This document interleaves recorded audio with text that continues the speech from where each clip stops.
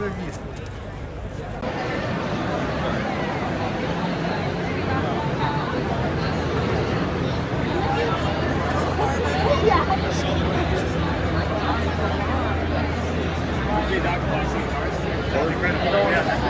yeah. I wanted her to pretend like she was jumping in it, and she was like, "I'm not doing that." I was like, "Come on." There's always a chance of gross skiing. That would be fun. I know. Is that gonna be everything for you? Yeah. 41.37. Oh, you said cash, huh? Yeah. Okay.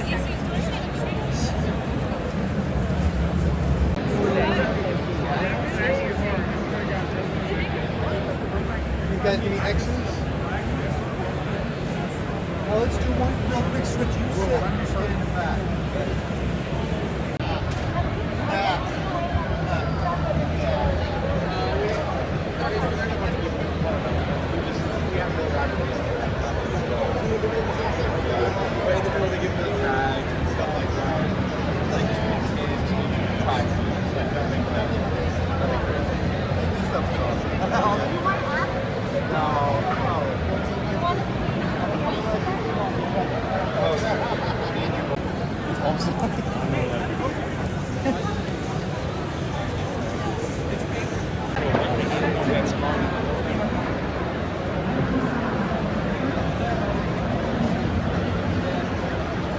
Yeah, I think we might try and do that tomorrow. Because like, they didn't I'd be super pissed. I'd be super pissed.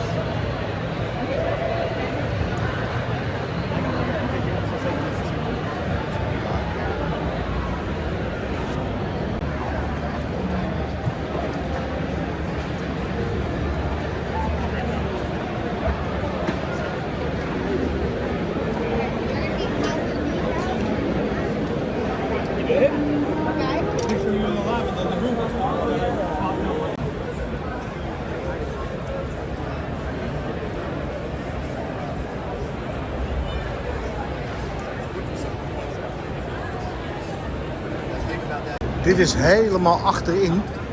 En hier staan nou niet echt de meest spetterende, mooie, verrassende dingen. Het is ook hier niet druk. Aan de andere kant wel. Van die poppetjes. Allemaal juweeltjes die nep zijn. Of niet. Een Fallout winkel.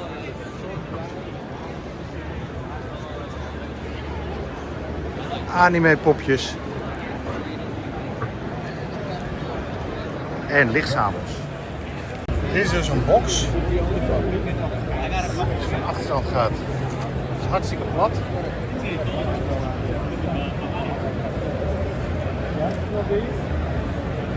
Deze is een 3D. Ga je naar 6 space.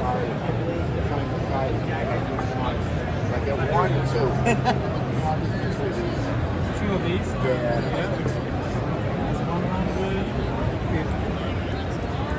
Er is weer iets nieuws, dat heet Agro. Linebox met kaartjes. Coolio. For y'all like right 135 meter? Of het masker van Iron Man. Of nemen we liever het zwaard van Conan?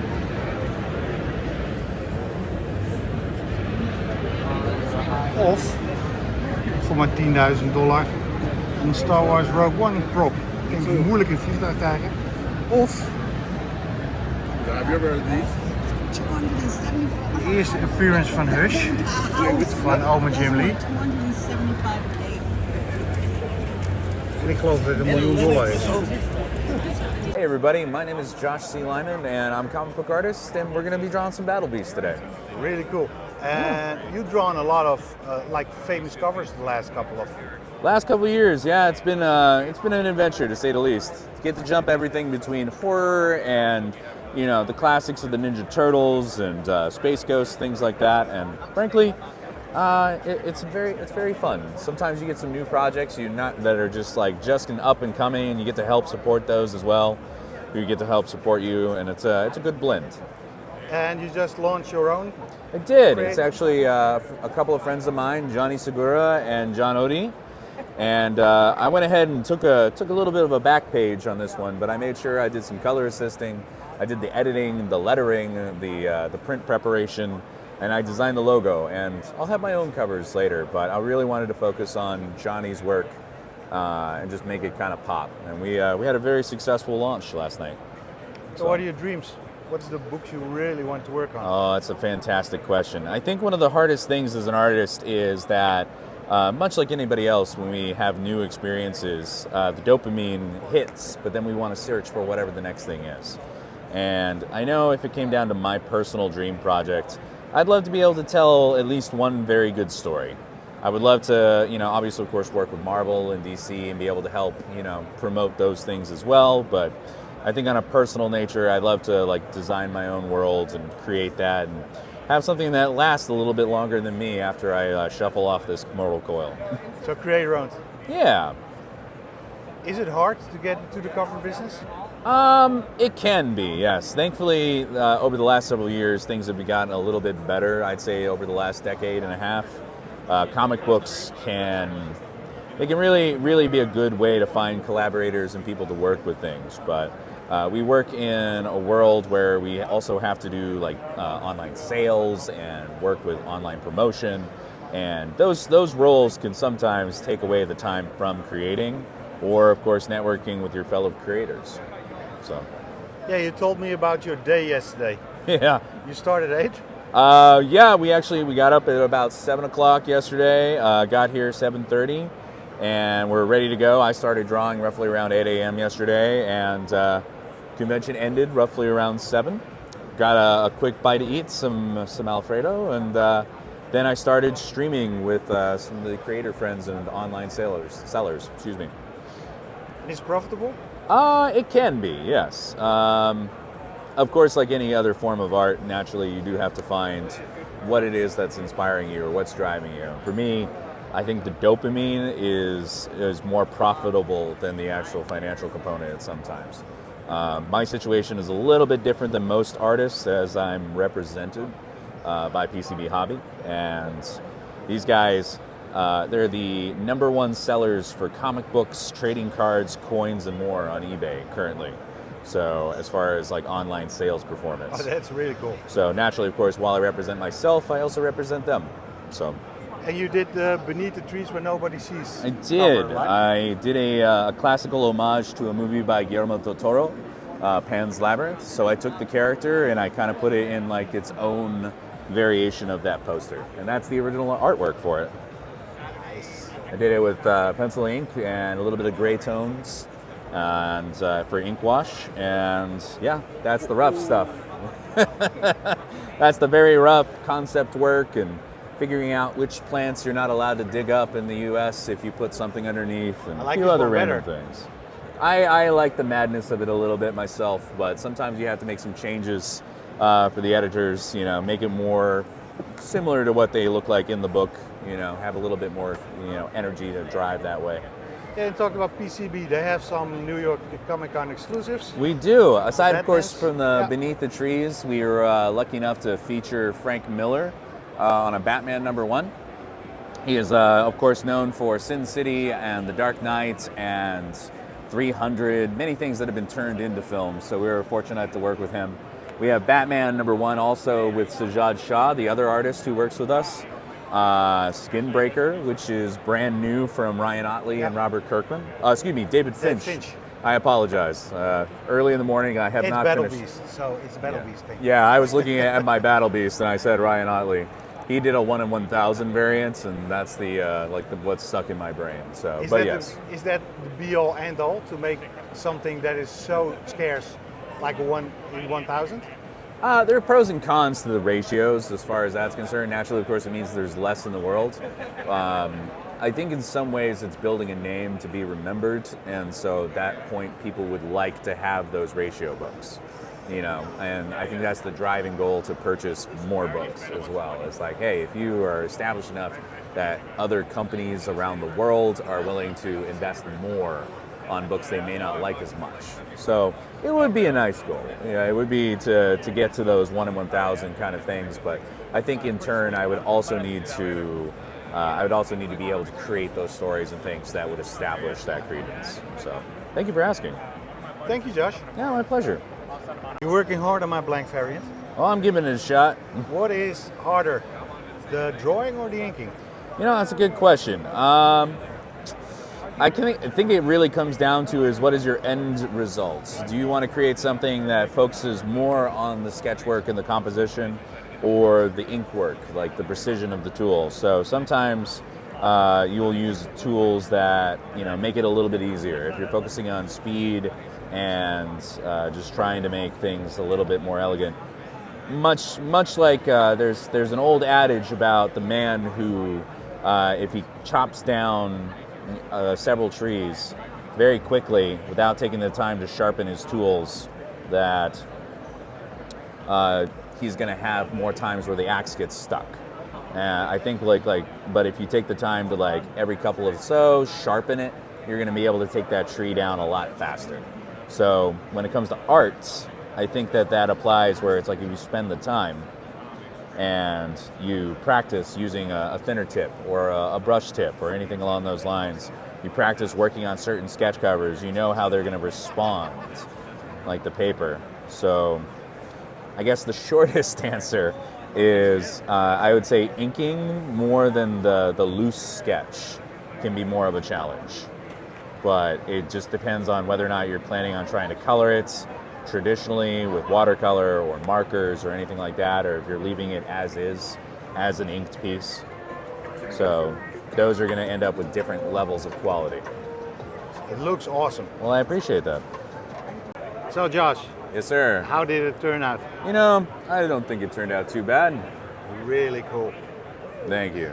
If people want to have one of those things, how can they reach you? You can hit me up on pretty much most socials at artofjoshlyman.com or artofjoshlyman. And just if that helps, that's me. Thank you. My pleasure, guys. Thanks for your time today. Thank you.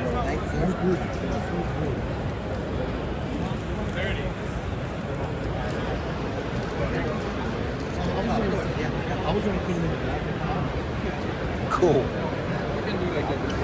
All right, guys. Hi. How's everybody doing? Hi. The minis here are $5 a piece. 5 guys for 20. Just let me know if I can help with anything, okay? Mario's going to be in the red section just because you're wearing it.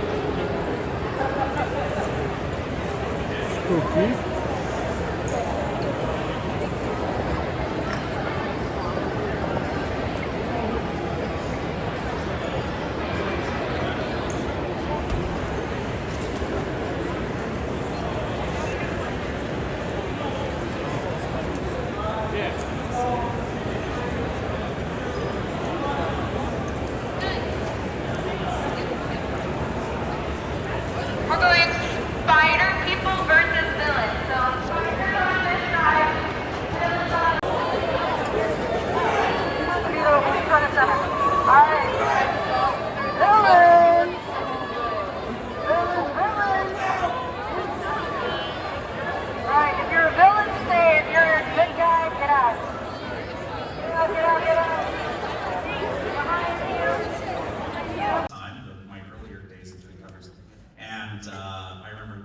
to George, who was the handling talent at that time. And at the time, I was told like, oh, you can request to do some prints for the New York Comic Con if you like. Now I think that was the idea, was you pick up something out of that you've done already, and make a print of it. And I said, oh, is it possible I could draw something completely new to make a print? And they were like, yeah, as long as it gets approved. That's not if it's like it's on your time, you know. And I said, okay. And I had this idea of Mary Jane in this exact scenario. I have no idea why this came to mind, but this was just an image I wanted to draw. And I thought it'd be a fun way to tell a story and just anchor it with Mary Jane and create this like scenario with the apartment. It's funny too, like that was my remote control at the time. I think I had that exact same couch, so I had a lot of reference. I could just make it real easy. But yeah, so I made this 1 year for, and the funny thing too was I remember I got it done, and George said, if you're gonna make a print, you have to have it in by Monday morning. And I finished penciling it and realized it was like Sunday night at 8 o'clock or something like that, and I was like, I think I have to color this myself. So this is my own coloring too, which I don't color my stuff very much, by the way, guys. So people I think are shocked when they always know that this is my coloring. So there's no inks, it's colored right over pencils. In fact, actually the original art we sold at Heritage, I think recently you could see, it was just penciled artwork. And yeah, so I made this for New York Comic Con, it got done, sold out immediately super fast. I couldn't believe how popular it was. And I think the editors, I can't remember which editor at the time was the one who approached me, but about like maybe 3 or 4 months later said, hey, we're running that image as the cover, this is number 601, it fits in perfectly with the storyline. So I was like, that's fantastic. And then the rest is history. It kind of took off. I mean, I think it kind of even got more popular like years after. Like it was initially popular, but I think it's kind of just one of those covers that every few years gets more popular in a weird way. And it's been homaged so many times by yourself. By myself, I gotta jump on I gave it. Yeah. And now one of the things I was handed was a binder of Astonishing X-Men, or Astonishing Spider-Man with Jeff Lowe. Yes. Jeff Lowe. And I think you finished about 2 issues of that. There's 2 issues completely finished, yeah. And it's funny too, it's also drawn in that era of what the MJ on the couch, that would have been that same era that I drew that in, so it's in that style. Yep. And more question the statement. Someday, I'm gonna try to get you and Jeff to come back and finish that. Yeah, and I don't think Jeff doesn't call me regularly to ask me this great question. Yeah. I told Jeff, I said I'm open to still figuring that out and talking about that, because I do want that to be seen. I've kept it under wraps this whole time. Yeah. I don't want anyone to see it until the right time. I've seen it, it's beautiful. But ladies and gentlemen, thank you for coming. We started the whole thing off with Age of Revelation Overture, number 1, our X-Men Age of Revelation Overture. There's a lot of colons there. Yeah, this is picking up right at the end, right after X-Men 22, where we see what has happened, X years in the future, 10 years in the future, where Revelation, or Doug Ramsey, has essentially, by all accounts, succeeded in what he was planning to do as the heir of Apocalypse. A significant portion of North America has been converted to what's called the Revelation Territories. This is land where only mutants live, where only mutants can survive. And it is ministered by the benevolent dictatorship of Doug Ramsey. As we can see here, some things are perhaps not going super great for some of our X-Men. And we see Scott Summers from the present waking up 10 years or X years into the future and having to deal with all the difficulties, as lovely illustrated by Ryan Stegman. Here are some incredible designs by Ryan. Half the time we do these big, crazy X-Men events, it's just to get our awesome artists to do insane designs. Ryan, what are we looking at here? That is Animalia and Beast, White Beast. Ooh. Hey, we all age at some point. Our hair changes colors. It comes for all of us, even Hank McCoy. I like to be called White Beast as well. I don't think I wanted to know that. I think we're all better off not knowing that.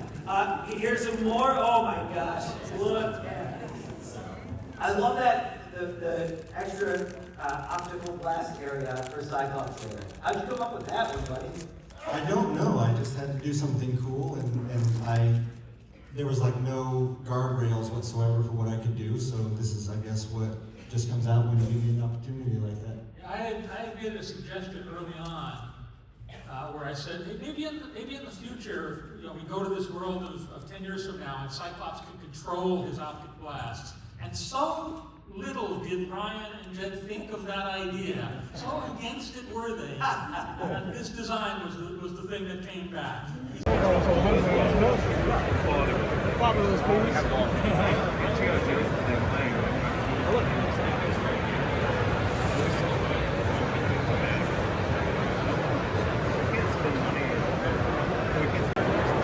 Ik denk dat het een probleem gaat worden om dit mee naar huis te nemen.